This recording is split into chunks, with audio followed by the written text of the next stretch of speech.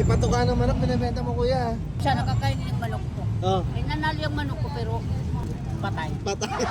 Padaan ako sa kahabaan ng rekto at Tomas Mapua. Nakakita ko ang dami-daming taong namimili dito. May latagan pala ulit ng gamit dito. May mga computer parts gaya ng hard disk, keyboard, mouse, sapatos at marami pang iba. May VR headset pa nga ako ditong nakita. Sabi nung nagtitinda, pag sinuot mo daw ito, dito mo raw malalaman yung magiging jowa mo sa future. Wow naman! Pero pag madilim at wala kang nakita, alam mo na yung sagot sa magiging love life mo. At sa banda rito, may mga malalaking power bank naman ang nakalatag. Original yan, boss. Meron din siyang magagandang relo. Tapos napansin ko, may earbuds na maganda rito sa dulo. Brand new daw to kasi ilang beses niya lang ginamit. Brand new yan, boss.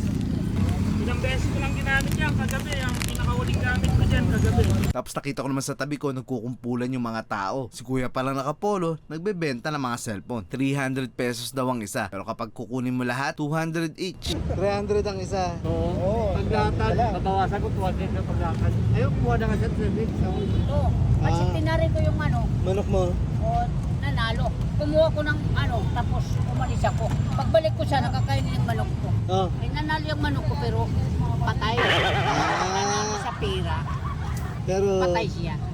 may tama. Oo, patay. Kaya yung pagkain nila ng tira. Yan na lang.